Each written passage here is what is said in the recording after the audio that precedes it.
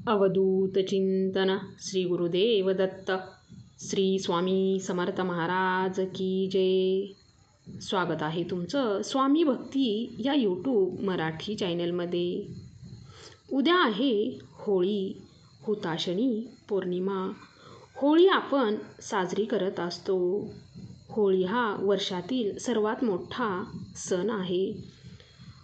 होळीच्या दिवशीही खूप जास्त उपाय केले जातात आणि सेवाही केली जाते।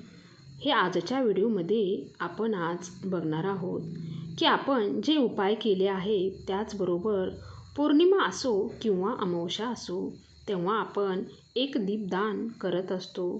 त्याच पद्धतीने आजही आपल्याला होळीच्या दिवशी एक दिवा लावायचा आहे।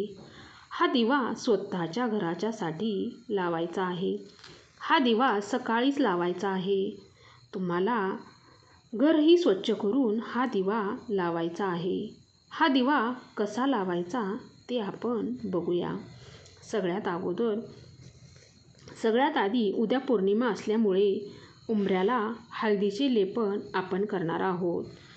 उंबऱ्याची पूजा करणार आहोत। मुख्य दरवाजाही स्वच्छ करणार आहोत।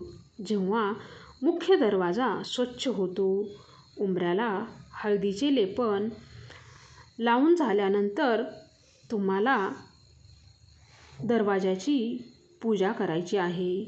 दरवाजाला गुलाल लावायचा आहे।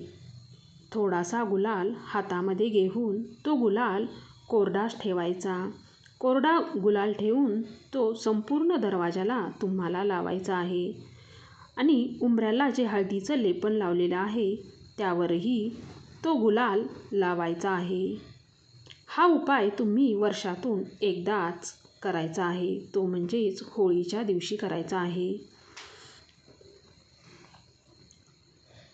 दरवाजाला गुलाल लावून झाल्यावर उंबऱ्याला दिवा लावायचा आहे। तो दिवा तुम्ही उजव्या किंवा डाव्या बाजूला लावायचा आहे।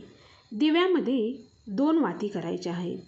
दोन्ही दिशेला त्या दोन्ही वाती लागल्या पाहिजेत। द्विमुखी ती वात करायची आहे। दोन्ही दिशेला तोंड करून तो दिवा लावल्यानंतर त्यामध्ये 11 काळे उडीद टाकायचे आहेत।